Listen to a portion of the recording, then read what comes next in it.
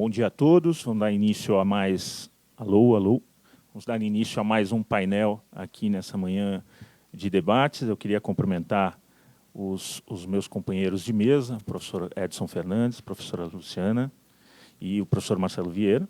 Enfim, vamos discutir aqui as perspectivas tributárias do IFRS, MP 627, e gostaria de passar a palavra ao Marcelo, que falará aqui em primeiro lugar. Por favor.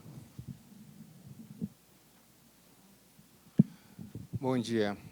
Assim como o GEDEC tem os seus apelidos, né, o GETAP também. Então, aqueles que procurarem na internet vão achar o grupo de apoio dos artistas profissionais, ou o grupo de apoio à pecuária, enfim. Mas, para aqueles que não conhecem, o GETAP é um grupo de estudos tributários aplicados. É uma sociedade sem fins lucrativos, compostas por empresas que discutem a simplificação e a racionalização do sistema tributário. E na composição do GETAP, nós também somos assessorados pelas Big Four, que fazem parte do nosso conselho. E por grandes colaboradores e parceiros, como o professor Eliseu, que está aqui presente, que muitas vezes nos socorreu quando tínhamos dúvidas dos CPCs, e, enfim, né, e o professor Nelson, enfim, uma série de outros colaboradores aqui do GETAP. Para iniciar um pouquinho o RTT, o histórico do RTT, né, eu acho que não é novidade para todos, 11.638 em 2007, introduzindo as normas contábeis, 11.941 com a introdução do RTT, a IN, tão comentada, que falamos aqui, 1397, e a MP 627, criando essas regras tributárias. E qual foi o trabalho que, nesses 2 anos, o GETAP participou? Há 2 anos, esse grupo de trabalho, junto com outras associações, e aí, nesse meio tempo, né, CNI, Anfávia, CFC em algumas oportunidades, ou Abrasca, enfim, nos reuníamos com a Receita Federal para discutir a proposta do fim do RTT. Eu acho que em diversas opiniões, em diversas situações, nós tivemos a percepção de diversos interlocutores do quão positivo foi a mudança da postura da Receita Federal nesse processo. A Receita Federal passou a receber os contribuintes, passou a escutar os pontos de vista que nós trazíamos. Vou passar aqui, inicialmente, nos próximos slides, uma série de itens em que o processo ficou muito melhor. Essa MP, do jeito que ela está sendo publicada, sabemos que tem falhas, sabemos que precisa de aperfeiçoamento, mas ela está em outro patamar da primeira versão do draft, né, da MP, há 2 anos, quando começaram essas discussões. Então, ela, na minha visão, ela é positiva, sem dúvida, carece ainda de melhoria, e essa melhoria é uma melhoria contínua, que a sociedade ainda vai ter que trabalhar bastante para esses ajustes. Mas, em linhas gerais, em agosto, né, já com as incertezas do parecer dos dividendos e toda, né, a Receita Federal publicando solução de consultas com a questão dos dividendos e do JCP, no âmbito do GETAP, nós enviamos um ofício para o ministro falando, né, chega, precisamos da edição da MP. As próprias empresas, nunca foi unanimidade entre as empresas, sempre tinham algumas que, né, tinham um receio da incerteza, mas desde agosto nós já estávamos trabalhando junto ao Ministério da Fazenda para pedir a edição da MP, com a publicação da IN, também como foi comentado, né, foi assim a gota d'água e mais pressão, e em seguida veio a MP em novembro. Em linhas gerais também, quais foram os principais pontos acordados com a Receita Federal? E nesse processo, né, de dialética, de discussão com a Receita Federal, o que permeava a discussão era a neutralidade. É possível que a MP, da forma como esteja hoje, que tenha quebrado a neutralidade em algum aspecto ou outro? Sim, é possível. E a gente vai até comentar. Mas, no geral, o espírito da discussão era a manutenção da neutralidade. Essa MP não representaria aumento de carga tributária. Essa MP resolveria a questão dos dividendos, como o professor falou, o Eliseu falou, e também essa MP não traria a dupla contabilidade. E isso era, novamente, né, a ideia geral das discussões da MP. Nós vamos ver que houve, sim, quebra de neutralidade em algum aspecto, nós vamos ver que houve dupla contabilidade, porque ela ainda existe a contabilidade, mas, em linhas gerais, mas é o que nós temos hoje e vamos ter que conviver com isso. Laudo de mais-valia, né, o final da apresentação anterior. E aí, muito bem colocado também pelos colegas ali, o Paulo e o colega da CVM. A ideia aqui do laudo da mais-valia, e por que estamos aqui como os principais pontos acordados, onde o GETAP teve alguma influência, junto com as outras associações e diversos colegas. A redação original trazia que o laudo deveria ser registrado na sua integralidade em cartório, para dar a segurança que a Receita queria. E foi sugestão do GETAP que o laudo fosse registrado o sumário no cartório, ou a sua integralidade na Receita Federal. E por quê? Porque eu não posso registrar um laudo de uma operação societária com todas as aberturas no cartório da publicidade, porque eu tenho um concorrente que teria acesso a esse laudo. Então, o entendimento desse bastidor também é importante para vocês entenderem o porquê da norma ter saído dessa forma. A preocupação da Receita, como foi colocado, era: começava-se uma fiscalização, apresentavam-se 2 ou 3 laudos durante o curso da fiscalização. Tem processos no CARF com 2 laudos de rentabilidade futura. Então, a Receita falou: chega, precisamos da segurança jurídica e por isso que agora esse laudo vai ter que ser apresentado. Ele é apresentado logo após um processo? Não, ele é apresentado... Ele tem um prazo, né, 12 meses ou 13 meses após, que é o prazo, inclusive, que foi discutido com os contadores, que seria o prazo de um eventual ajuste necessário neste laudo, que já a norma contábil já prevê.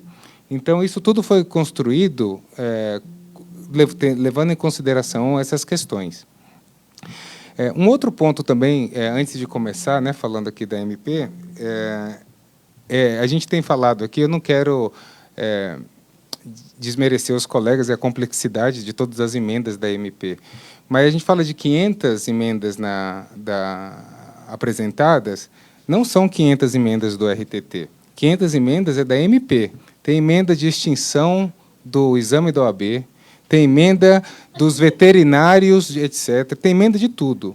Do RTT são 187 emendas. Tem uma série de emendas do Refis. São 80 emendas, mais ou menos, de lucros no exterior, sendo que das 187 emendas, muitas são repetidas, ou, né, referem-se à mesma coisa. Algumas são repetidas idênticas, e outras referem-se ao mesmo tema. E, se a gente pegar das 187 reduzir aí para 100 emendas, eu acho um número pouco. Não acho um número exagerado de emendas, considerando a importância da matéria e tudo que vai ser... regulamentado. Então, é mais para situar que a gente fala de 500 emendas da complexidade, mas o número mesmo é um número menor, efetivo. Outro ponto que foi discutido nesse processo dos 2 anos e que foi endereçado na MP e que, na minha visão, né, são os pontos que os quais listados aqui, o que eu concordo e que buscaram a neutralidade. O prêmio na emissão de debêntures, do CPC 8. Então, antes, né, iria para a reserva de capital, e me corrijam porque eu não sou contador, pode puxar minha orelha, viu, professor Eliseu? E agora vai para o resultado. Então, para evitar uma quebra da neutralidade, se prevê a exclusão e a eliminação dos seus efeitos. Custo de empréstimo, uma questão meramente temporal, né, CPC 20. Quando você tem um empréstimo associado com alguns ativos, esses juros desses empréstimos deveriam ser alocados juntos com o valor do ativo, e não mais como despesa. Então, quebraria aí a neutralidade também da empresa, porque ela estaria pagando os juros, mas não estaria tendo uma dedução no imposto de renda. Então, a MP, e na redação original, isso não estava contemplado. E a MP veio e contemplou e regulamentou essa questão. Da mesma forma, despesas com emissões de ação, classificados no patrimônio líquido também do CPC 08. Anteriormente ia para resultado e agora vai como uma redutora do patrimônio líquido. E isso poderia representar uma perda aí de um incentivo, porque as empresas tinham essa dedução e agora não vão ter mais essa dedução, então a Receita também aceitou a manutenção. a manutenção do ágio de acordo com os novos critérios, né? A redação original da MP, para aqueles que não tiveram acesso, acabava com o ágio, na primeira versão. A segunda versão, ela trazia que o ágio seria aceito depois de 4 anos da incorporação. Então, eu teria que pagar o ágio, incorporar o investimento, esperar 4 anos e depois eu iria amortizar. A Receita também voltou atrás por conta de todas as discussões, de todas as demais associações, e passou a aceitar o ágio, mas agora no novo critério, respeitando o PPA, né, o Purchase Price Allocation, toda a abertura, como o professor Edson falou. Ajustes na questão de doações e subvenções. A MP original tinha uma redação que equiparava as doações para PIS e COFINS, ou seja, equiparava subvenções e doações do mesmo critério para PIS e COFINS, e isso poderia levar a uma interpretação que aquela subvenção que hoje passa no resultado seria tributada para PIS e COFINS, em um cenário que não seria. A Receita também teve o cuidado de aceitar nossas propostas e corrigir. Arrendamento mercantil. Aqui é um tema mais complicado, tema de inúmeras discussões com a Receita Federal, aonde algumas empresas trouxeram a preocupação do arrendamento mercantil, do CPC 06, com situações não específicas, né, de arrendamento, mas que algumas situações onde, por conta da nova regra, da nova regra contábil, nós temos que dar o tratamento de arrendamento, mas a Receita está satisfeita com a redação e falou que esclareceria isso em instrução normativa. Aí tem um receio de algumas empresas que têm operações pesadas de arrendamento mercantil. Não houve divergência do conceito, mas eles não aceitaram a proposição de redação. Valor justo e devolução de valor justo, né, no aumento na devolução de capital. Para aqueles que não conheciam a redação original, tributava-se, como fala, na cabeça, né? Você fazia o aporte a valor justo, a Receita já queria tributar este ganho, assumindo aí que, sem levar em conta a realização desse ativo na empresa que foi aportado, assumindo que a própria capitalização por valor justo acima já representaria um aumento de renda, enfim, né, da disponibilização. Também conseguimos com que ajustes fossem considerados e está de uma maneira muito mais justa para o contribuinte. Ganho por compra vantajosa, da mesma forma, né, o deságio, que não é deságio, não é o ganho por compra vantajosa, aprendi isso diversas vezes com o professor Eliseu também, não existe ganho, né? Se você fez e deu ganho por compra vantajosa, você tem que repetir o teste, porque tem alguma coisa errada, né? Mas ainda existe o conceito, e eles também aceitaram fazer os ajustes. Provisão por descontinuidade, alguns ajustes também. Penalidades do lucro da exploração, da forma como estava escrito a redação original. Se você distribuísse R$1 a mais de subvenção para os sócios, você perderia todo o lucro da exploração, né? E não simplesmente essa parcela da isenção distribuída em excesso. O que eu quero trazer com esses pontos, e teve inúmeros outros, né, que eu não vou comentar aqui agora, mas a Receita, nesses anos, se mostrou aberta, se mostrou flexível em receber esses pontos, discutir internamente e modificá-los para uma legislação melhor. Então, quando me perguntam da MP, eu também acho que a MP é um grande avanço e que não daria mais para ficar naquela situação. E esteve ao nosso alcance para modificar, a gente tentou. Quais foram os pontos, e nesse processo também, que eu acho que foi muito positivo, fisco-contribuinte, em nenhum momento o diálogo foi encerrado por conta de uma posição contrária do contribuinte com a Receita. Então, nós sempre jogamos muito aberto com a Receita Federal e nas conversas, no sentido de, isso daqui nós concordamos e que bom que você aceitou.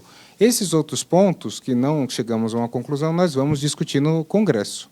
E todas as emendas que nós apresentamos no Congresso Nacional, já num outro fórum de discussão, também foram submetidas e apresentadas para a Receita Federal.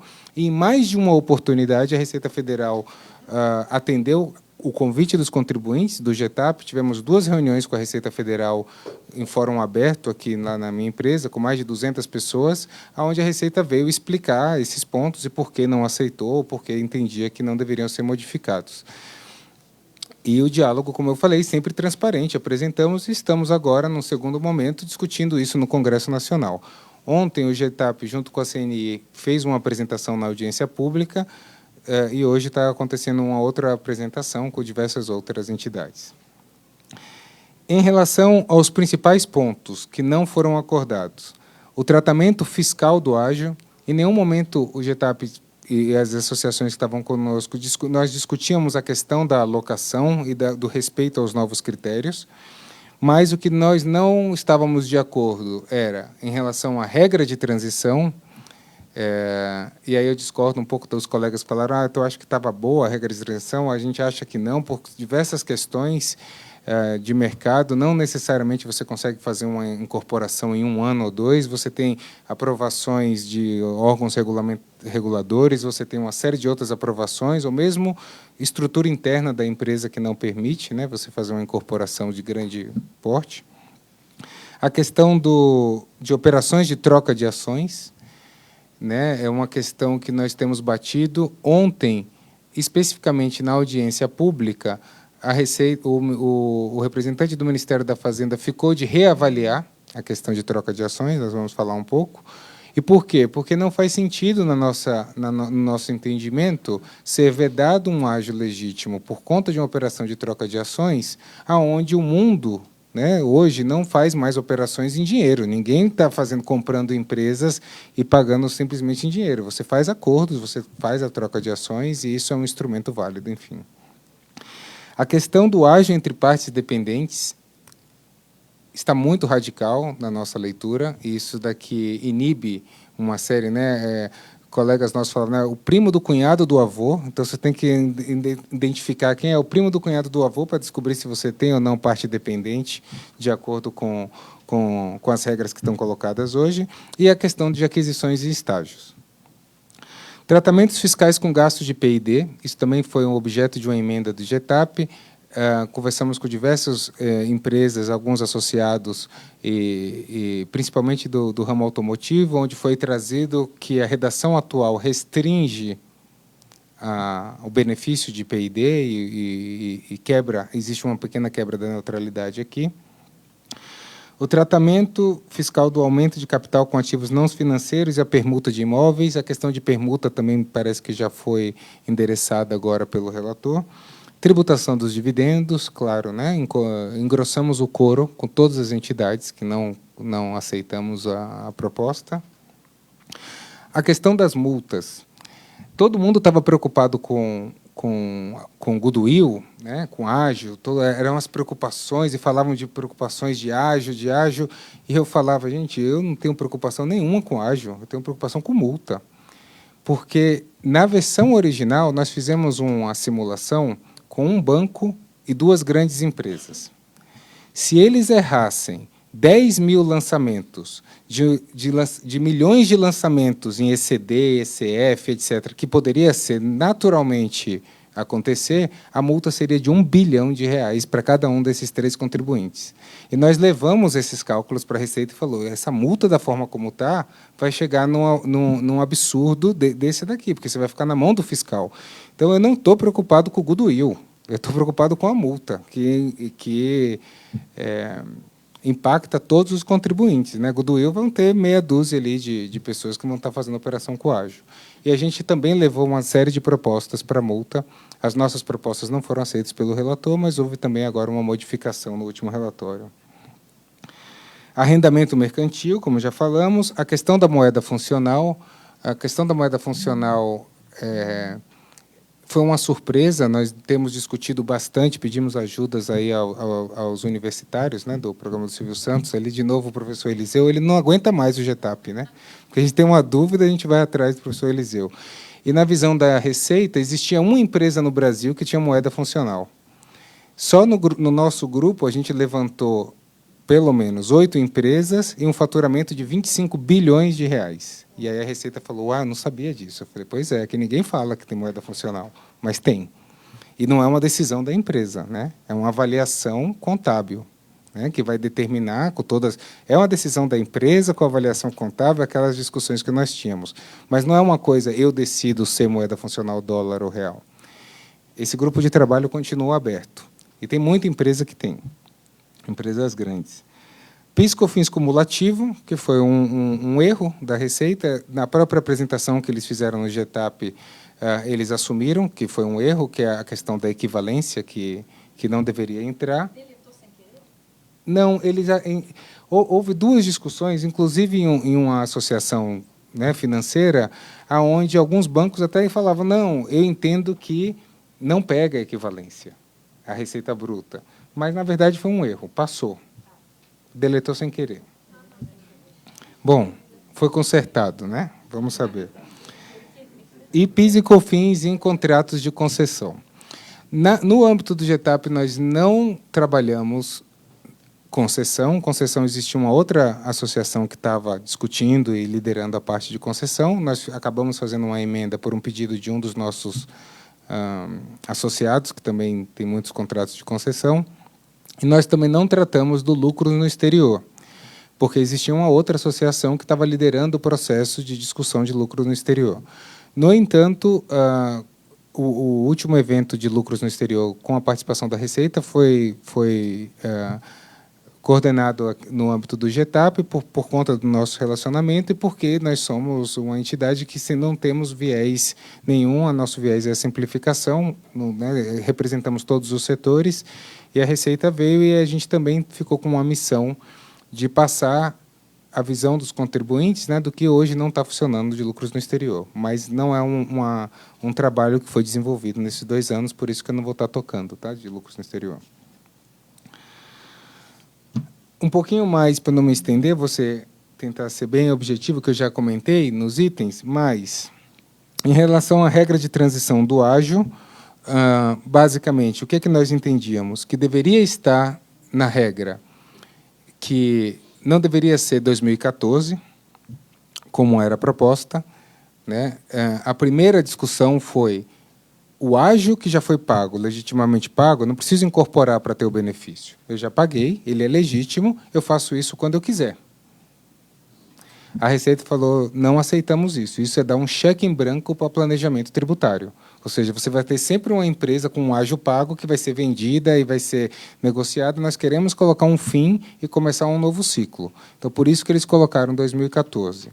E a proposta do GETAP foi, não seria razoável 2014, seria 2018, pelo menos, porque daria aí 4, né, 5 anos, que era o que 2013 a gente estava discutindo isso, né? Então, daria 5 anos para as empresas se planejarem, e, em alguns casos, a aprovação de órgãos reguladores. Né? Se você vai comprar um banco, você precisa de aprovação do Bacen. Se você agora tem a aprovação do CAD, que é um rito sumário, né? Pode ser aí mais rápido, mas nós temos situações onde o CAD demorou 2 anos para se pronunciar. E, ou outras questões, Anvisa, Exército, tem de todas as situações nós capturamos. Na proposta do relator, ele aceitou a extensão desse período de transição para 2017 e também aceitou o ponto da aprovação de órgão regulador para a extensão aí de um prazo de 12 meses. Ou seja, se depender de órgão regulador, tem mais 12 meses aí para acontecer. Então, uma proposta muito similar do GETAP, com um ajuste aqui de 1 ano, mas que eu acho que endereça a preocupação, e as empresas vão ter aí esse timing até 2017 para encerrar a questão. A questão de troca de ações e saldo existente na contabilidade na data de incorporação. Eu acho que muita gente não percebeu isso, lia esse artigo, mas não entendia. Aqui existem 2 pontos de preocupação. A questão das vedações, né, da troca de ações, não teria porquê, uma questão econômica, uma questão de mercado. Muitas operações de trocas de ações foram realizadas num ambiente aberto, né, na Bovespa, com o CVM, com todo mundo envolvido, ou seja, não haveria por que ter uma limitação para isso. E a questão do saldo existente na contabilidade é um problema, porque você pagou um ágio por uma empresa, você registra aquele ágio na sua contabilidade.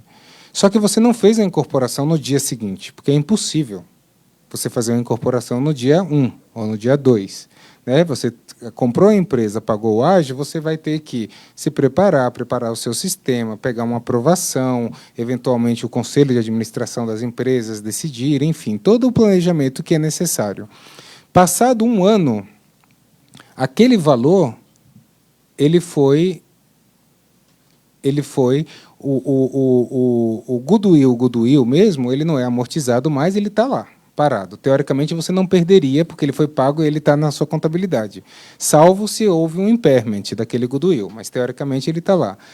Mas a mais-valia dos ativos ele está depreciando na empresa que você comprou. E, quando você incorpora, você perderia o benefício da depreciação da mais-valia dos ativos, depreciação, amortização de um valor legitimamente pago. Então, nós sugerimos essa modificação, a Receita não aceitava. Na regra anterior, onde é que ficava essa diferença? Na parte B do LALU. Então, você incorporava, você ia na sua parte B do LALU e pegava aquele valor e excluía.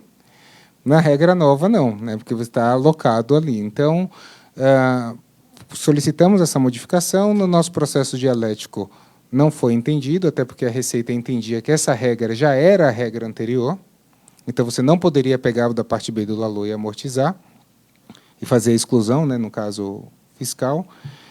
E, na proposta agora do relator, no relatório que foi disponibilizado essa semana, ele aceitou, ele entendeu essa questão, e a nova redação já vem com o saldo existente na contabilidade. Então, esse ponto foi uma vitória aí Não, com o saldo o ágio que você pagou, da data da aquisição. Não do remanescente da contabilidade, da data da aquisição. Tá? Então, isso daí soluciona, e você faz uma incorporação 2 anos depois, você não vai perder esse valor. O tratamento do ágio com partes dependentes, aqui, né, a história do primo, do cunhado, do avô. A legislação ela veio muito aberta, e ela limita em muito aí a questão do ágio. Houve uma melhora discreta em relação à redação do relator, da proposta do relator, porque ele trouxe agora a comprovação da dependência, e antes era inferir dependência. O quanto isso alivia entre comprovar e inferir, mas, né, inferir é mais subjetivo ainda. Então, o fisco aí vai ter um papel de comprovar que havia dependência nessas questões. Qual foi a proposta do GETAP? Existem operações que acontecem em bolsa. Existem operações que acontecem, uma oferta pública de ações. Se você está fazendo uma oferta pública de ações, ainda que você já tenha o controle daquela empresa, ou você já seja parte relacionada, você está fazendo isso num ambiente regulado, num ambiente onde você está pagando isso para terceiros, muitas vezes. Então, não teria por que esse ágio, que seria legítimo, não ser aprovado. Ou operações, né, onde dependem do Banco Central, dependem de diversos órgãos aí para acontecer.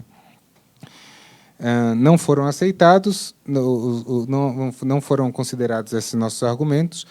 Ontem, na audiência pública, o representante do Ministério da Fazenda mencionou que iria reavaliar a questão de partes dependentes e iria avaliar a questão de troca de ações.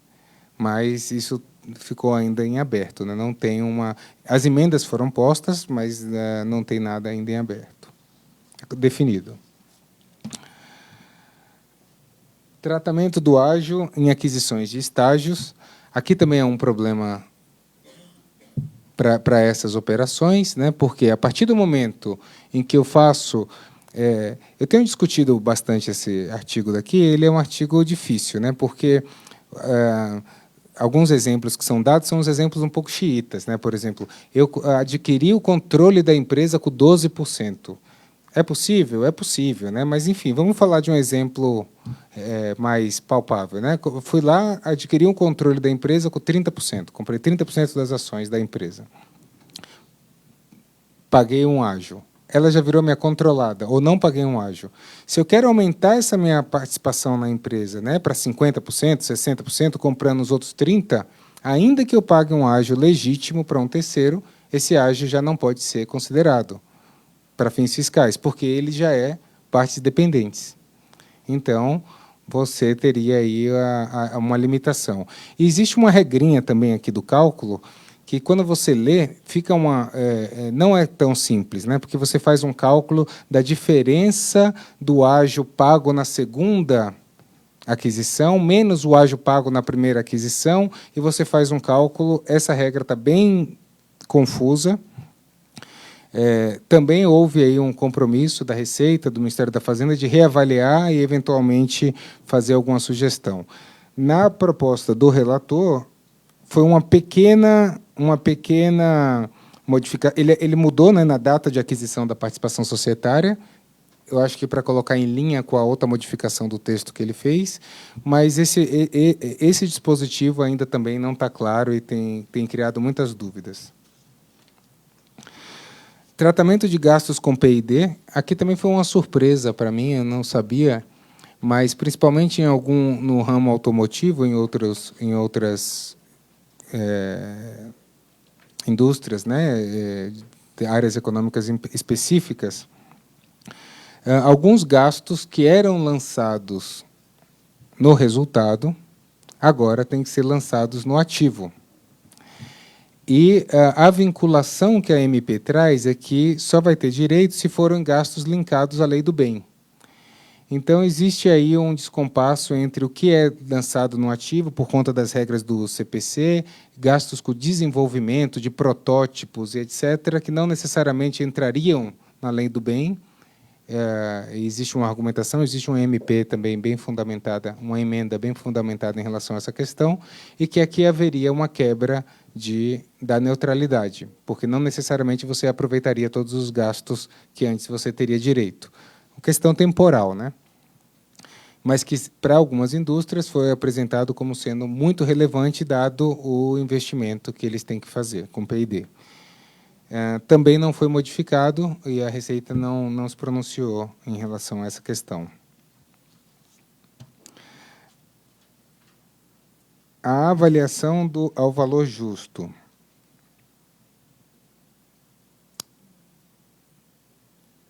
Tá. Aqui, as operações de permuta, existia uma regra específica eliminando a permuta do valor justo, né? Ou seja, se eu fizesse a permuta, eu teria que fazer e seria tributado numa permuta. E agora foi incluído a questão da permuta, e isso também foi solucionado, aceita a proposta que nós fizemos no relator. E eu acho que a Receita também não se opôs a essa questão. Mas a questão da permuta agora está contemplada na versão original. Se eu fizesse o valor justo, se eu fizesse uma permuta, a permuta não estaria contemplada para o diferimento do imposto. Eu teria que tributar o ganho da permuta na cabeça também. E isso foi solucionado no relatório do relator. Aqui também foi solucionada essa questão da forma como estava escrita a questão da avaliação pelo valor justo. Eu faria um aporte, né, na empresa, e esse aporte eu teria que fazer a segregação das subcontas, né? E feita a segregação das subcontas, né, que é a grande bola da vez, né, haja contador, a gente vai ter duas situações, né? Ou os contadores desistindo, porque vão ficar só fazendo subconta, ou vai ter agora assim, a abertura de novas faculdades de contabilidade, porque vai precisar de muito contador para fazer subconta. Mas, da forma como estava escrita a MP, toda vez que você tivesse a realização daquele bem a valor justo, você teria que oferecer a tributação. Mas, se também você tivesse uma distribuição de dividendos, e aí você tem que fazer um cálculo proporcional, também seria considerado realização.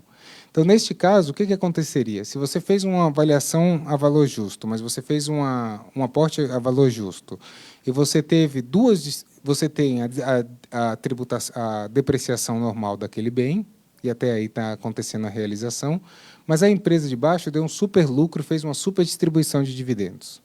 Então, você teria uma aceleração, não uma bitributação, mas uma dupla tributação de um mesmo fato econômico. Aceleraria aí o valor daquele valor justo depreciado, que depreciaria normal, numa situação normal. Basicamente, o relator entendeu esse problema e ele resolveu a questão fazendo um pequeno ajuste, eliminando a linha B do artigo 16 e colocando que isso não seria aplicável a bens não sujeitos a isso só seria aplicável, né, a bens não sujeitos à depreciação. Ou seja, os bens que são sujeitos à depreciação, que você fez um valor justo, um aporte a valor justo, ele só vai ser realizado via depreciação. Se um bem que você fez um aporte, tipo um terreno, que não está sujeito à depreciação, esse sim vai ser só pela distribuição do lucro na empresa investida, ou seja, na distribuição dos dividendos. E aí resolve também a questão. A tributação dos dividendos, né, não houve todas as associações, eu acho que foi uma dos artigos que tiveram mais emendas apresentadas. Não existe solução ainda para a questão, né? Os dividendos pagos eram os dividendos pagos até a data da edição da MP, agora vão ser os dividendos pagos até a data da publicação. Isso resolveria, teoricamente, aí um perdão de 2008 a 2013, mas cria uma lacuna para o ano de 2014 para as empresas que não optarem pela MP, optarem por ficar no RTT. A Receita já foi muito clara em diversos pronunciamentos, inclusive no de ontem. Já foi isso está em desacordo com o pensamento da Receita Federal. A Receita Federal sempre entendeu que esses dividendos deveriam ser tributados. E ela já deu essa colher de chá, né? Já deu esse perdão para esse período. Agora, a regra do jogo está clara. Então, se você não quiser fazer a opção, 2014, respeite a regra do jogo que já está clara e você não venha dizer que não sabia das regras. Então, esse também é a questão aí dos dividendos. Marcelo, desculpa te interromper. A proposta do relator é dividendos pagos ou deliberados? Então, vou até abrir aqui, fazer a cola, eu acho que é pagos. Pagos até... Estou com o relatório aqui, mas eu acho que ficou a palavra pagos. Que essa, na versão original, na minuta original do relator, né, que a minuta tem que sair, mas todo mundo já fica especulando, né? Aí, o que ele escreveu? Estavam creditados. Não, deliberados. E aí, deliberados era acreditados, deliberado era pago, deliberado era... E aí eu acho que, no final, nos 45 do último tempo, ele mudou aqui para pagos. Tá? Isso foi agora, mas numa versão original estava deliberado. E falando... A ideia de perdão... Você está falando em pagos, não em apurados.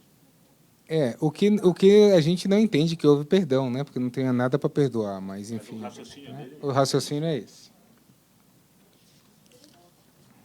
A multa do Elalu, que era a minha preocupação original, como eu falei, foi modificada. Eu não consegui quantificar isso e fazer exercícios ainda com alguns desses grandes, né, contribuintes, mas agora ela existe uma limitação não mais da receita bruta, mas sim do lucro antes do imposto de renda, limitado a 10% desse lucro e com tetos fixos também.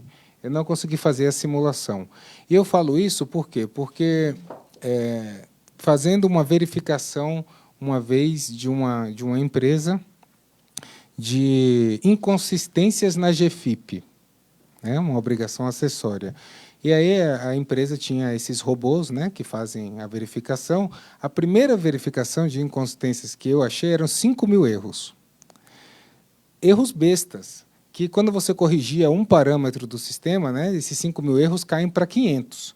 Mas a GFIP entregue tinha 5.000 erros, e uma empresa seria penalizada por 5.000 erros de uma vírgula ou de uma coisa. Então, o fisco ele quer cobrar a multa, ele em diversas situações foi demonstrado a péssima qualidade das informações que os contribuintes passam para eles, que o F-Conte era um desastre, que tinham empresas que mandavam o SPED em alemão, com as contas abertas em alemão, e que isso era inaceitável, por isso que ele queria forçar uma pena que, né, fosse importante para que os contribuintes passassem a olhar com um pouco mais de atenção para isso. Claro que a multa tem que ser também educativa, né? Não pode ser uma multa que vai fechar. Então, eu preciso fazer simulações disso daqui, eu não tenho uma visão. Questão do arrendamento mercantil, diversas emendas foram colocadas, como eu falei, é uma questão aí de interpretação, se impacta ou não impacta, se estaria dentro ou não estaria dentro, algumas situações do CPC de arrendamento mercantil dentro da Lei 6.099. O fisco já se posicionou que, da forma que ele não quer fazer uma tributação diferente, que ele quer tratar as coisas como elas são, mas que, mesmo essas situações de arrendamento, eles vão detalhar em instrução normativa. A questão da moeda funcional, é muito complexo a moeda funcional. A moeda funcional não é um ajuste que pode ser feito no LALUR. Você não consegue falar, vou fazer uma exclusão para tirar o efeito da moeda funcional, vou fazer uma adição para eliminar o efeito da moeda funcional. Isso é impossível, porque a moeda funcional mexe em toda a estrutura do seu balanço, ativo, passivo, resultado, custeio, tudo. Não houve solução para esse problema, existe ainda uma comissão de estudos para entender os efeitos da moeda funcional, e aqui é um exemplo claro para as empresas que têm moeda funcional, elas vão ter que ter dupla contabilidade, porque não existe solução. Mas o fisco ainda está estudando, e é possível que eles modifiquem. Eles já falaram que, uma vez entendido, uma vez estudado todos esses efeitos, que eles podem vir, sim, a aceitar a moeda funcional como sendo a moeda de apuração do imposto. Para aqueles que não conhecem, né, tem uma complexidade, enfim. PIS/COFINS cumulativo. Foi a questão do resultado positivo de equivalência. Foi consertado, o fisco aceitou, não era a intenção deles isso, reconhecido como erro, já está na proposta do relator, esperamos aí que não seja uma surpresa. O problema é janeiro, fevereiro, né? Quem apurou tinha uma AMP, enfim. Paga ou não paga, né? Eu não pagaria. E o PIS e COFINS no contratos de concessão. Esse também é um problema. Não foram colocados, reconhecidos aqui a questão do ativo intangível e do ativo intangível e dos tratamentos para os ativos financeiros em contratos de concessão. Existe aí um descompasso, né, entre a regra do imposto de renda e CSL e a regra do PIS e COFINS para esses itens específicos. Também foi objeto de emenda, mas não houve aí manifestação do relator. Eu poderia ficar listando aqui, né, um monte de outras coisas, mas acho que seria mais chato do que já está sendo falar de todos esses pontos. O que eu queria terminar com essas colocações a norma é muito grande, né? A gente está falando de um decreto, né, um 598 de 77, falando de um regulamento de imposto de renda de 99, que não acompanhou todas as mudanças aí da economia, todas as diferenças de estrutura, enfim. Mas essa norma precisa de ajuste, né? Quando a gente está falando do CPC e que o fisco vai estar nos CPCs e acompanhando a regra, já foram colocados, né, e trouxeram para mim, Marcelo, tem uma série de CPCs que já estão válidos e que não estão capturados aqui. Isso já existe. Existem questionamentos de reconhecimento de receita que não está colocado aqui. Eu sou obrigado a reconhecer a receita, e aí eu vou tributar, mesmo que eu não tenha recebido, só porque eu entreguei, ou não entreguei, ou não vou, né, colocar, enfim. Como fazer e como endereçar todas essas questões? Na minha visão, ainda é um tempo aí de grande transição. Temos lacunas, sim. Temos que considerar que o fisco está colocando aí os esforços, né, para melhorar. Essa legislação é maravilhosa? Não. A parte de dependentes traz uma série de imperfeições. A parte de lucros no exterior, muitas queixas de de não investimento, mais a gente está caminhando para uma legislação que seja mais segura. Não dava mais para ficar numa situação onde eu não sei se os dividendos que eu estou distribuindo era isento ou não. É demais, né, nessa situação. Mas tem muito trabalho para ser feito. A regulamentação é crucial, né? Deveria ter audiências públicas para regulamentação, não só para MP, né? Porque a regulamentação vai dizer muita coisa. O que a gente espera é que o fisco não venha corrigir o que não está na MP com regulamentação, porque aí vai criar mais um cenário de incerteza, mais um cenário de contencioso, discussão de IN versus lei, e isso é um perigo. Então, essas lacunas vamos trabalhar para que sejam preenchidas em novas medidas provisórias ou em projetos de lei e evitar que isso siga via regulamentação, porque aí não seria justo, né, com os contribuintes e com o processo legislativo. Então, são essas considerações. Não sei se passei do tempo, mas... Bom, obrigado, Marcelo. Eu passo a palavra para a Cláudia, por favor. Luciana, desculpa. Bom dia a todos. Ouvindo o Marcelo falar, a gente fica pensando aqui quanto tempo a gente vai levar para digerir a medida provisória. E cada vez que eu sento para estudar as minhas versões aqui, eu penso, será que eu já estudo essa versão ou será que eu vou esperar mais um pouquinho, né? Porque, apesar de não serem muitas as emendas relevantes nessa mudança, as mudanças que as emendas trazem, elas mudam ou podem vir a mudar a versão original da medida provisória, que já é bastante melhor do que a minuta original da Receita. Então, enfim, veio da Receita. Queria destacar aqui alguns pontos positivos que eu observei na medida provisória e que eu acho que são importantes para a gente ter como um panorama, uma ideia geral. A linguagem da medida provisória buscou, pelo menos, a gente observa o cuidado de se aproximar da linguagem contábil, de usar os mesmos termos, para diminuir um pouco a dificuldade de interpretação. As regras já são difíceis de serem interpretadas, a aproximação das linguagens, buscar os novos conceitos contábeis que estão no CPCs, acho que facilita um pouco a leitura. A redução da área cinzenta, né? O ágio era... Ouvi a piada que o ágio era igual ao helicóptero, existe o que já caiu e o que vai cair. A gente fazia operação de ágio, ou já foi autuado ou vai ser autuado, você não tem risco de estar certa, né?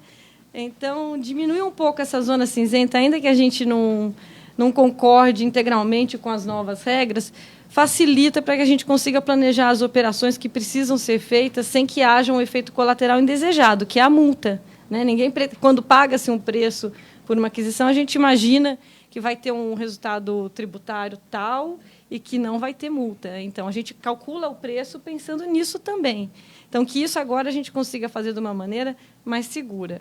Além de todos os outros aspectos aqui, eu acho que eram cinzentos e que eles estão tentando trazer uma regra mais clara para o jogo, como é o próprio caso dos dividendos, né? E o respeito ao verdadeiro acréscimo patrimonial. Em linhas gerais, aspectos econômicos que precisam dessa figura na contabilidade, precisam estar retratados para a demonstração financeira ser mais fidedigna às operações, muitas vezes não representam verdadeiros acréscimos patrimoniais do ponto de vista jurídico. Então, acho que, de alguma maneira, essa medida provisória, na regra geral do valor justo, buscou manter essa neutralidade ou manter aí o conceito de acréscimo patrimonial, que é importante para fins de imposto de renda. Claro, não é perfeita, a gente vê aqui uma série de pontos específicos que precisam de muito aprimoramento, e eu acho que a gente estava conversando, o Marcelo disse que participa de 6 grupos de estudo, a gente participa de muitos grupos de estudo, a gente toda semana gasta um dia da semana, pelo menos, participando de grupos de estudo. E eu estou na linha do eu só sei que nada sei, né? Quanto mais a gente estuda, pior vai ficando. Mas eu acho que tem um aspecto aqui que me chamou a atenção, que é a definição, aí já nem falando de PIS/COFINS, mas que é a definição da receita bruta.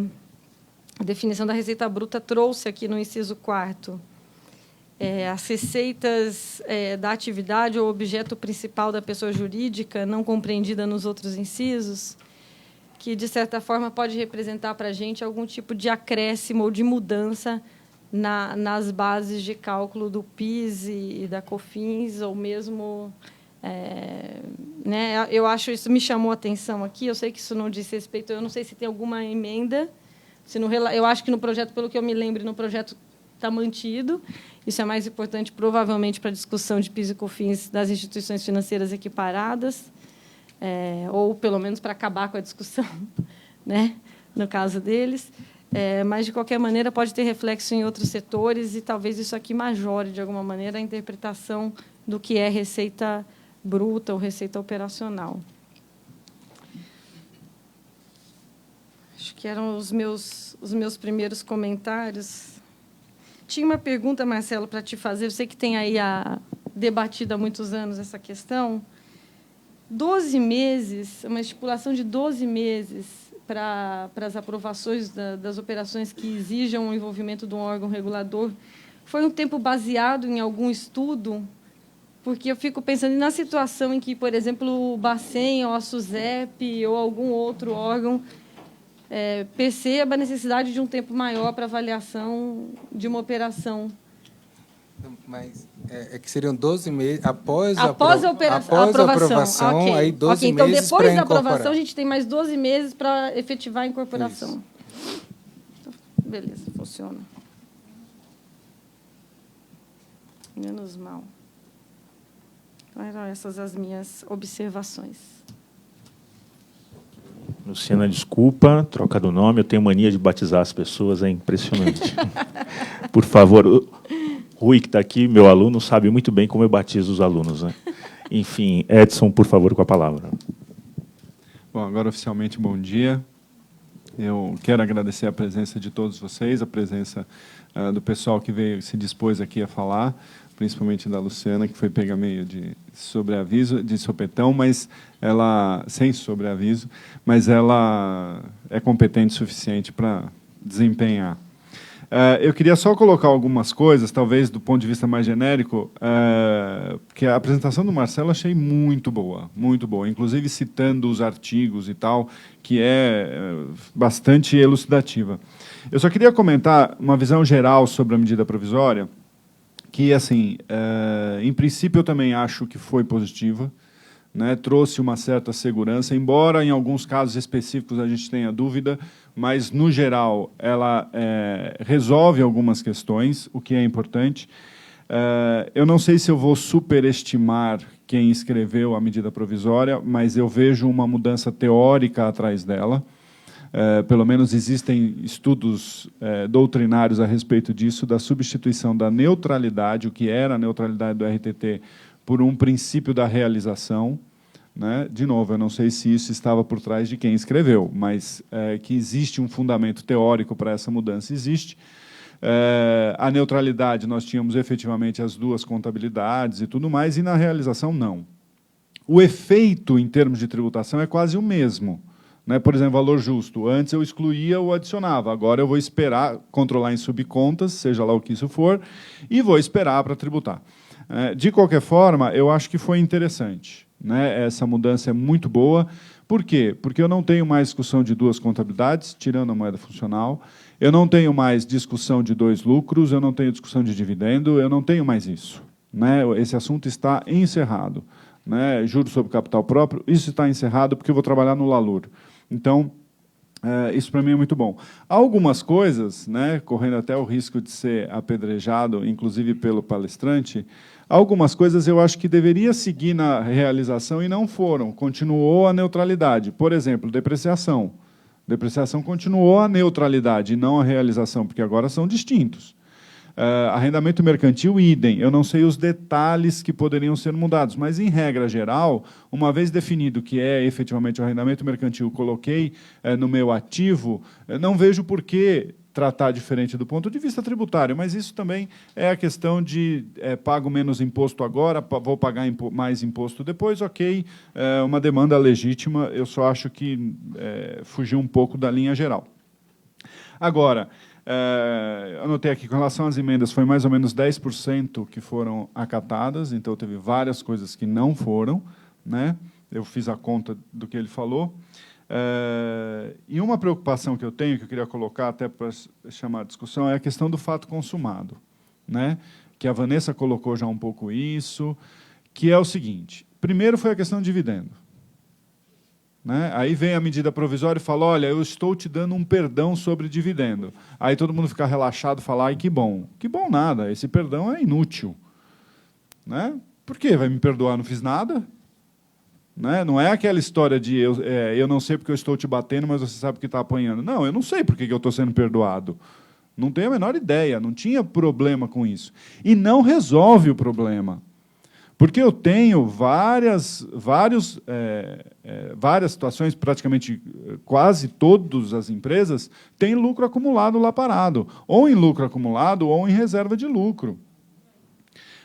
No ano passado, eu não vou lembrar que empresa que é, mas eu acho que é no ramo siderúrgico, eu não lembro qual que é, que estava reduzindo a reserva de contingência para pagar dividendos. Porque ela percebeu que aquela reserva não ia ser tão importante e que o dividendo era importante naquele momento. E se eu fizer isso agora, de onde surgiu aquela reserva de contingência? Né? Eu vou tributar? Não vou tributar? Eu vou começar a separar, que nem a gente fazia até 94, 95, que eu tenho a separação dos lucros ali. Então, quer dizer, mesmo esse perdão deixa aliviado? Claro que deixa, mas não resolve o problema. Né? Então, o foco de contencioso continua. O outro ponto é do ágio. Então, aceitamos a dedutibilidade do ágio, isso é muito bom. Agora vamos fazer laudo, isso é muito bom. Mas ágio interno não pode, substituição de ações não pode. E aí começa de novo essa negociação.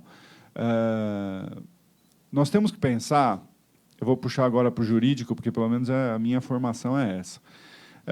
Eu não posso ler a lei, seja ela qual for, ou norma, seja ela qual for, seja norma legal, seja norma infralegal, seja norma de tributação, seja norma de contabilidade, eu não posso ler sem olhar para a Constituição.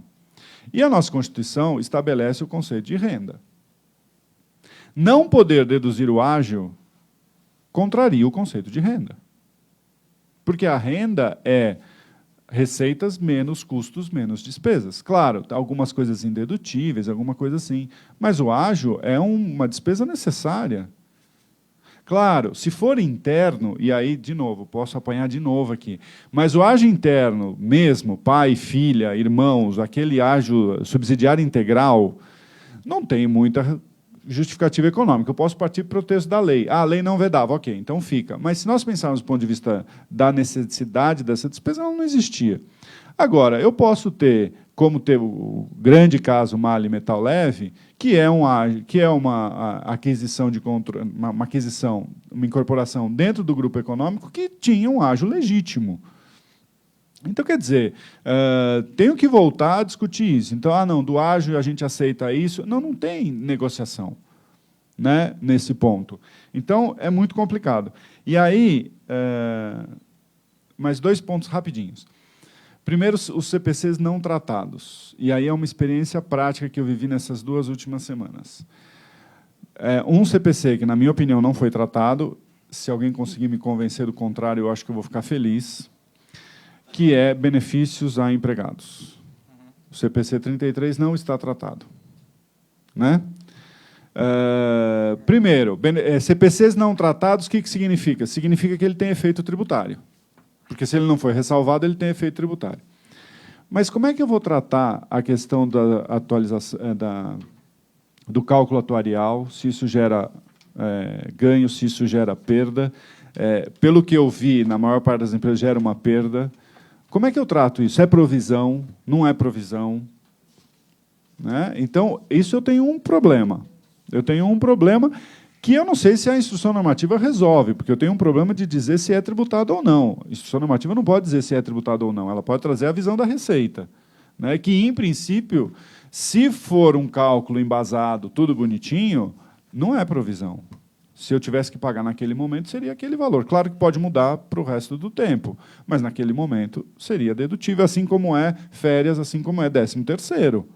Eu faço a provisão de férias, que nem é provisão, mas eu faço a conta de férias de 13º, pode ser que eu não venha a pagar no dia, né, no dia 20 de novembro, que eu tenho que pagar a primeira parcela do 13º, não é aquilo, porque alguém saiu, ou seja lá o que não tem direito, ou seja lá o que for. Mas, naquele momento que eu fiz a conta, era a maior estimativa. Então, os CPCs não tratados pode ser um problema. E a Lucilene, que está aí na plateia, comentou, para a gente falar sobre o IFRS 14, que trata de ativos e passivos regulatórios. Isso também não está tratado e é um problema. Né? Também não está tratado expressamente e é um problema. E o último ponto, só para a gente levantar para a discussão, também não sei se faz 2 semanas, a última reunião que teve do CPC sobre nota explicativa, e aí eu fiquei sabendo lá da posição do professor Nelson Carvalho sobre o lucro, que o lucro não é um ponto, o lucro é uma faixa. O que é isso? O lucro não é um número, é uma probabilidade daquele número ser o lucro. Pode ser um pouco mais, pode ser um pouco menos. É um intervalo, é um intervalo provável.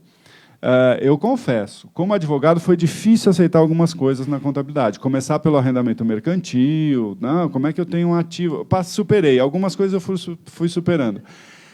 Essa informação está muito recente para superar, porque aí eu junto isso com o conceito constitucional de renda, como é que eu vou tributar a probabilidade? Porque é verdade. Faça uma conta diferente no ajuste a valor justo, você já tem outro número.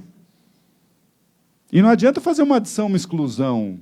Né? Moeda funcional não é assim, uma linha no LALUR para adicionar moeda funcional, uma linha para excluir moeda funcional. Não é isso. É muito mais complexo que isso. Muda toda a composição do lucro. E nós vamos ter que aprender a conviver com isso.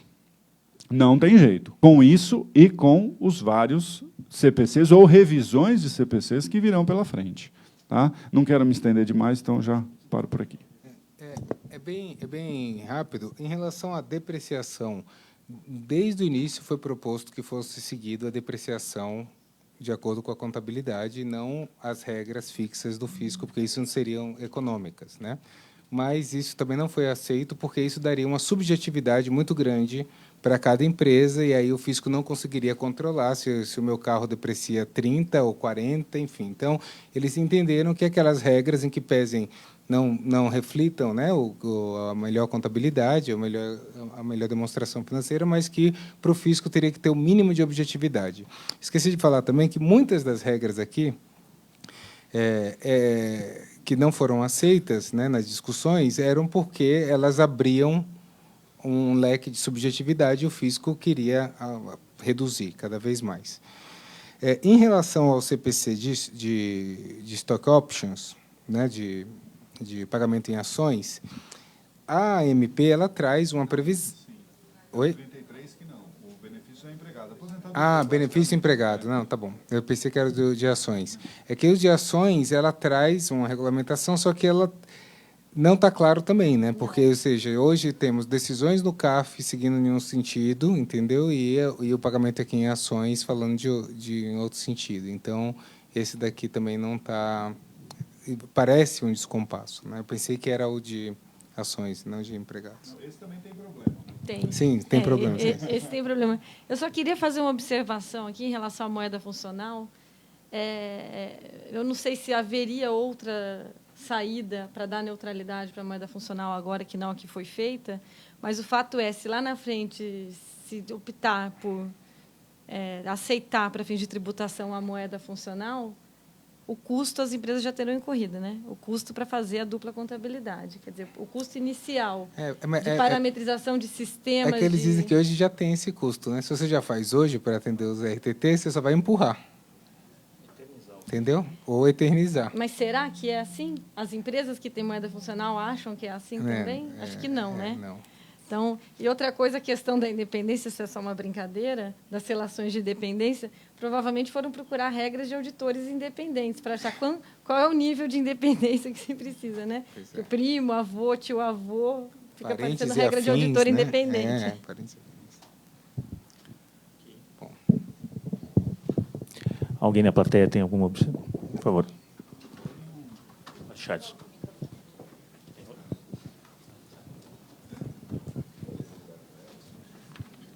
Sou Eduardo Flores, doutorando da FEA USP. Basicamente, com relação ao pronunciamento de benefícios a empregados, foi meio surpreendente não encontrar nada na medida provisória, porque esse não necessariamente é um campo desconhecido para a Receita Federal. Né? Hoje, a regra que você tem para o passivo atuarial do mantenedor do benefício é que você faça o cálculo e estipule, né, quanto você vai pagar para a liquidação desse benefício, o que é muito similar à provisão técnica de seguradora, onde você tem dedutibilidade total, né, dessas provisões técnicas, porque você consegue estimar que os fundamentos e premissas atuariais eles podem se alterar ao longo de um incremento ou redução do risco envolvido na atividade operacional. Eu queria saber se vocês têm alguma proposta ou levar alguma coisa nesse sentido para algum tratamento análogo ao que é feito às seguradoras e fundos de pensão. Não foi levado nenhuma proposta em relação a essa questão. Eu acho que eles vão estar tratando como provisão, né, hoje. Mas não foi levado ainda uma proposta. É um ponto que é até interessante para a gente já aproveitar, porque já estamos demonstrando para a Receita, por exemplo, instrumentos híbridos. Esse, sim, é um problema que não foi tratado e esse impacta. Nós temos pelo menos 3 empresas lá falando, olha, eu tenho essa situação, eu tenho instrumentos híbridos, eu não sei como regulamentar. Então, a gente já alertou a Receita em relação a isso. Em relação a esse daí, eu vou até estar levando também, porque, na verdade, a gente foi trabalhando em fatias, né? Eles davam partes para discussão. Então, aproveito e, quem sabe, a gente consegue endereçar e sai algo nesse sentido.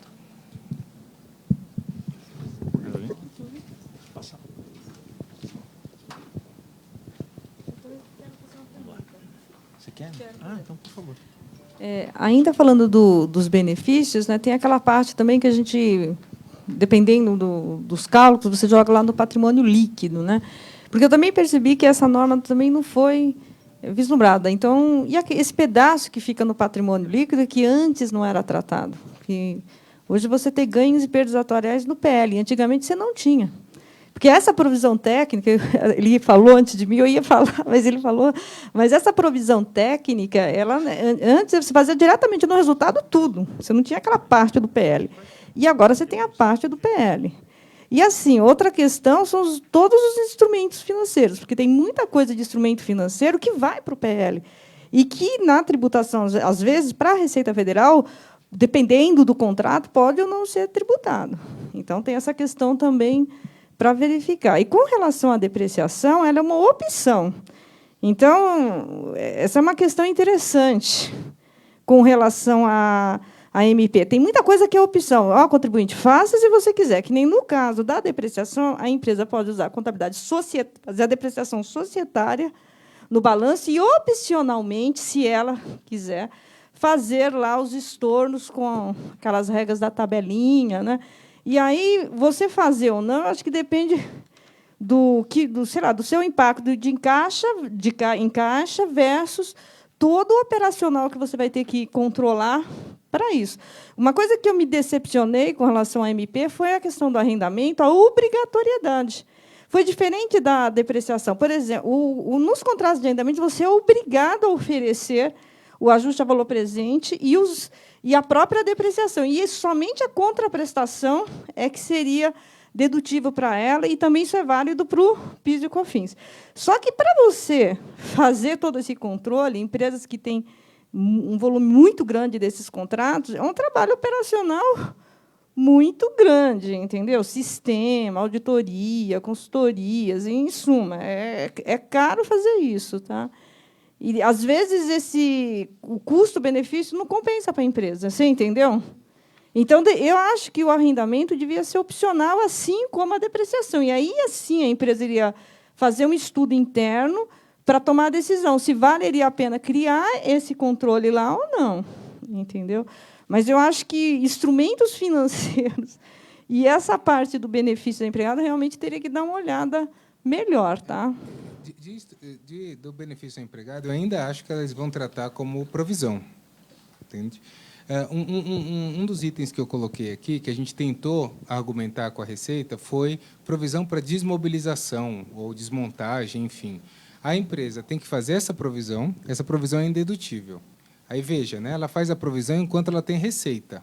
Aí, depois, quando ela tem que desmontar a mina, né, ou a operação, ela já não tem receita, ela vai realizar a provisão. Ela vai ter o quê? Uma exclusão. Então, ela morre com prejuízo fiscal. Né? Ou seja, ela fadada a prejuízo fiscal. Se ela não tiver outra operação, ela morre com prejuízo fiscal. Nós levamos esse argumento, mostramos tal.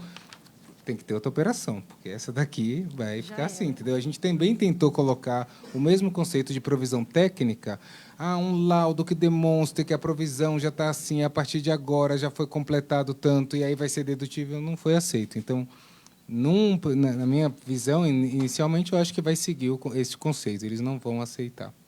Mas não custa, né, falar e levar.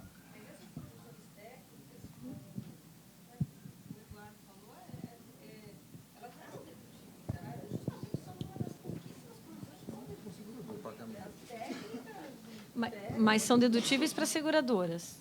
Sim, somente para o ramo, somente para o ramo das seguradoras, né? Estou falando Sim. da previdência normal. Tá, Não, para as demais, não. Para as demais, realmente, aí voltaria à questão, sim. Aí, sim. Esse é um exemplo genérico, o benefício a empregados, que tem todo esse efeito, mas aí, pelo menos na minha opinião, não foi tratado o IFRS vale para fins tributários. Então, a parte que está no PL, sinto muito, está no PL. Né? Então, não vai ter efeito.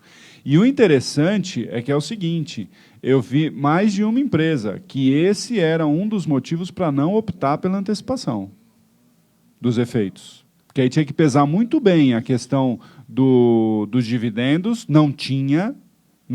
foram empresas que não tiveram dividendos excessivos nos últimos anos, e tinha todo esse problema, como é que isso vai ser tratado? Deduzo, não deduzo?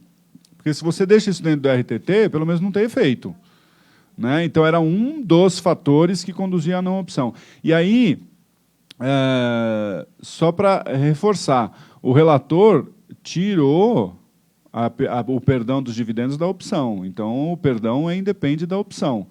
Quer dizer, na minha opinião agora, completamente diferente, já falei, completamente diferente do que eu falei em novembro.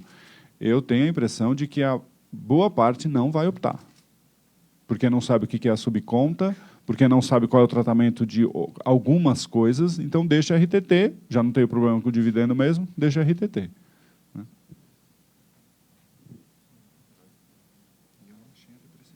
Boa tarde.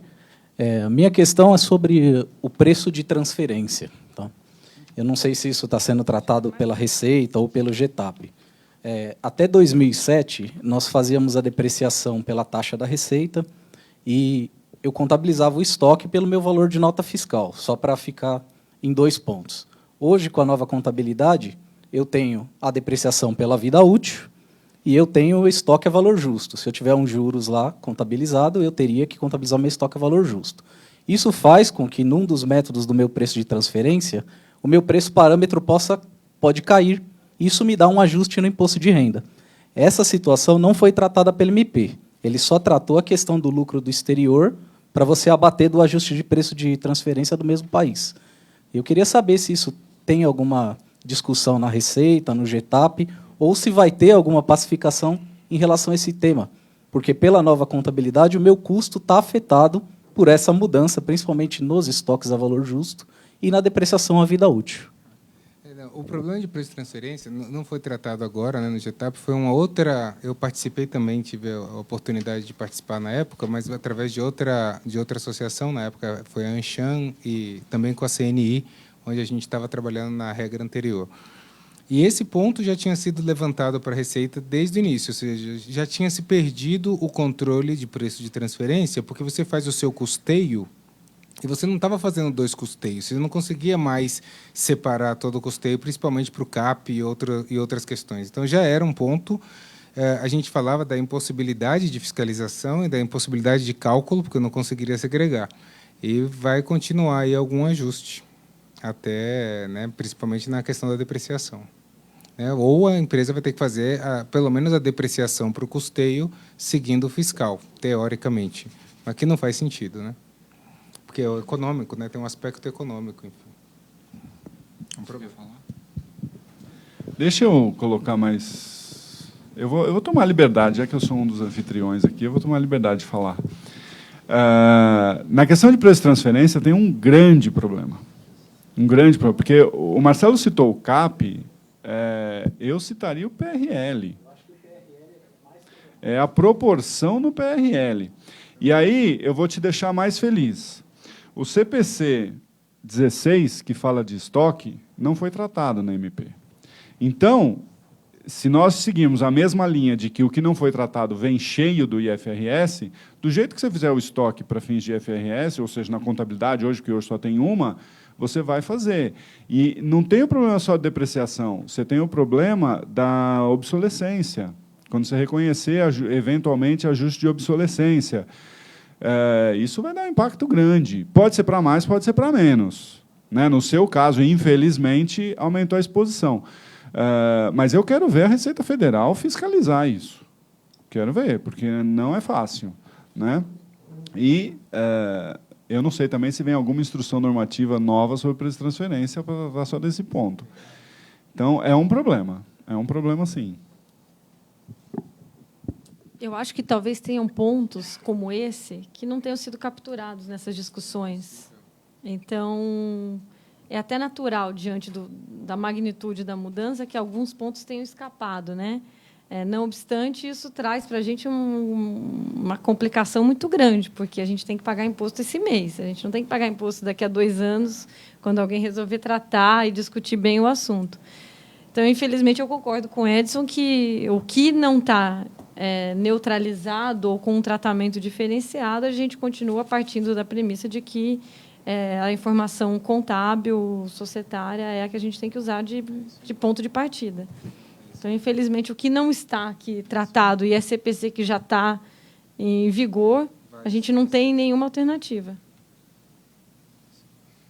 É justamente nesse ponto que a neutralidade escorrega, né?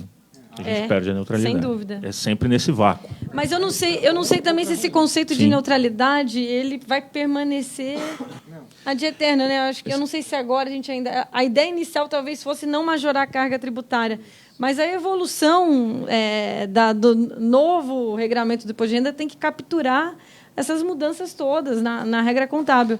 O que aí, na minha opinião, na minha modesta opinião, conflita um pouco quando a Receita não quer capturar subjetividades. Porque se a gente está fazendo toda essa modificação e a contabilidade agora, a regra societária captura essas subjetividades para entender o valor econômico das transações, eu não vejo muito sentido, de um lado, eu capturar isso e, de outro lado, eu não querer, naquilo que é mais difícil fiscalizar ou compreender.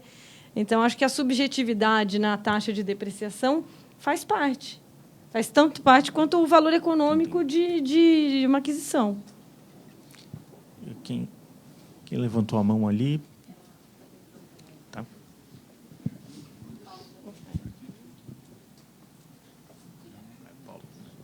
Só um comentário também de quem participou dessa discussão lá atrás, aliás, desde o projeto de lei, né, que tramitou durante 7 anos no Congresso e tal, a gente participou disso intensamente. E o professor Eliseu pode falar sobre isso muito melhor do que eu.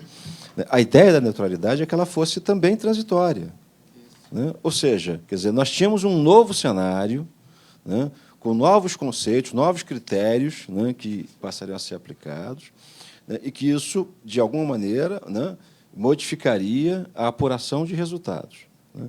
Enquanto a Receita não se pronunciasse a respeito desse novo cenário, né, que não deveria haver aumento, tampouco diminuição da carga tributária, né? Mas, a partir do momento que a Receita se pronuncia, né, e aí, da maneira como ela entender que deve se pronunciar, respeitando os princípios constitucionais, né, essa neutralidade acaba. Ou ela pode, eventualmente, na medida em que nós tivermos, esperamos que não, RTTzinhos, né, ela também acontece também transitoriamente, enquanto a Receita não se pronuncia. Mas a ideia é que ela seja transitória sempre, né?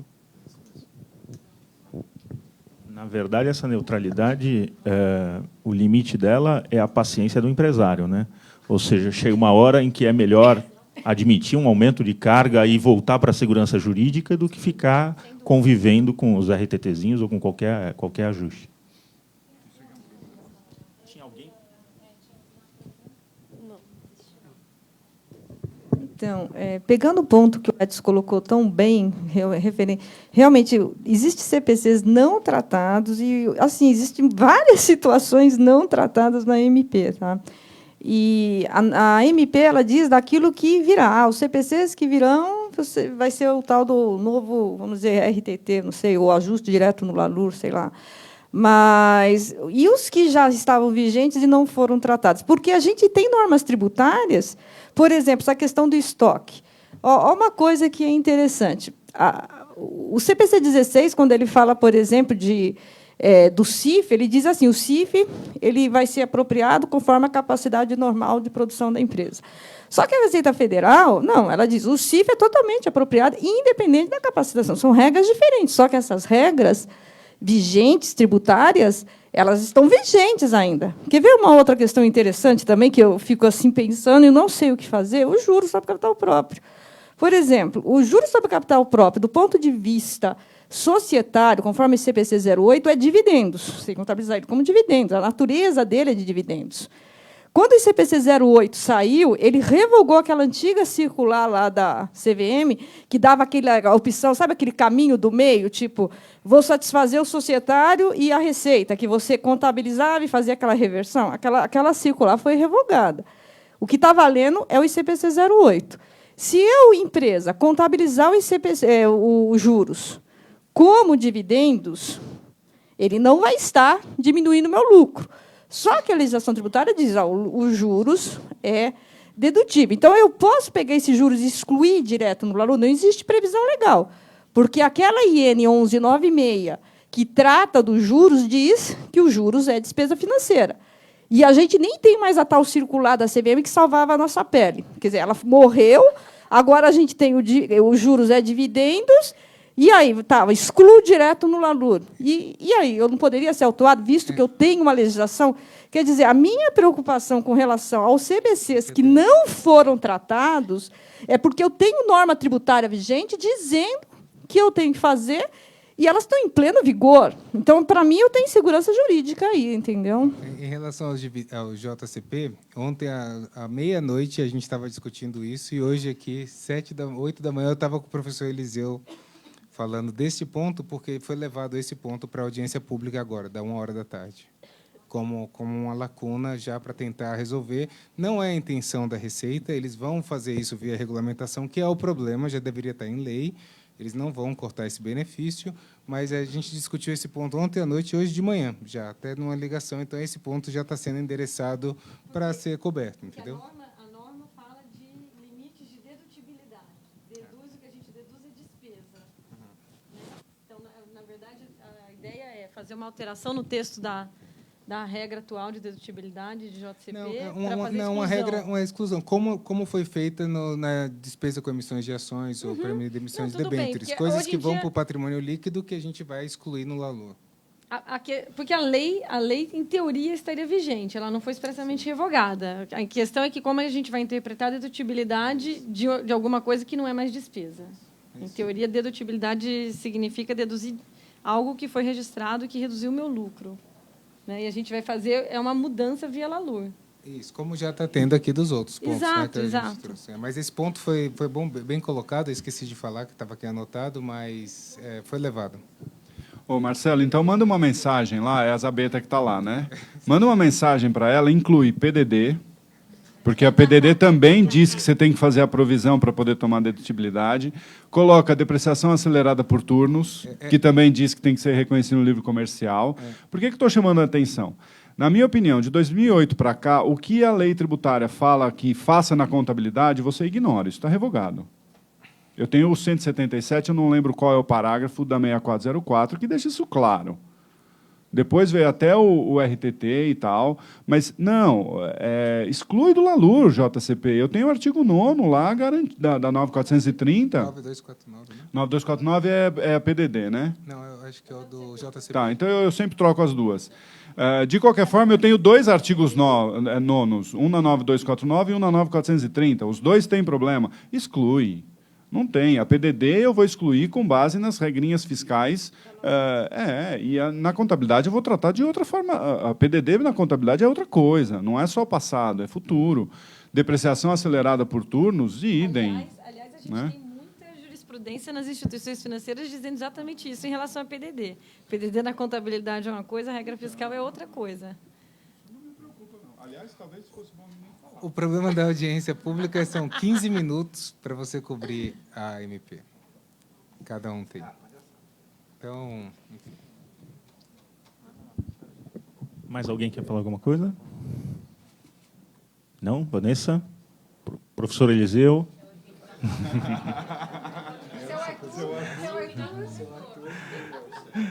Nelson, Arthur? Ninguém? Bom. É. Ela está levando.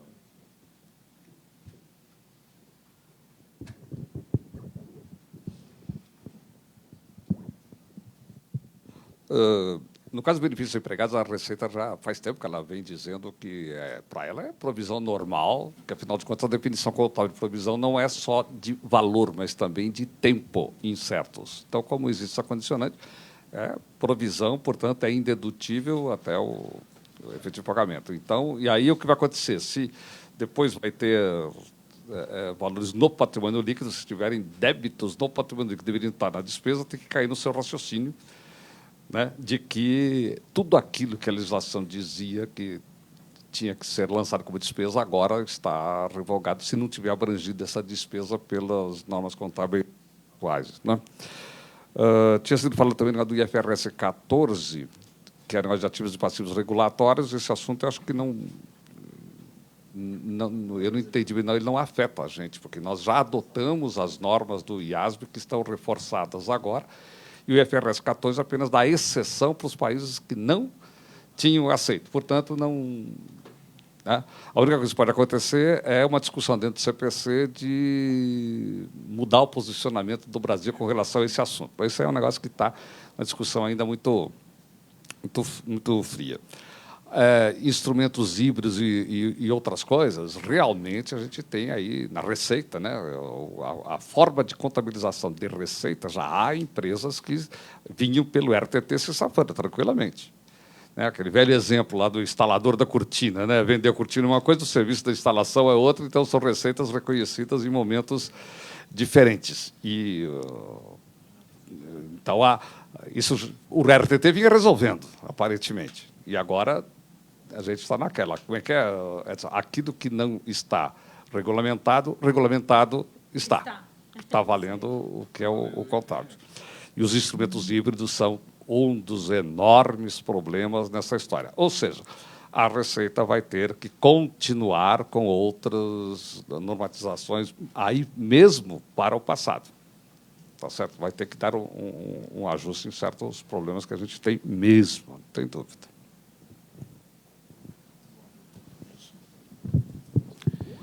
Mais alguém? Bom, então encerro aqui.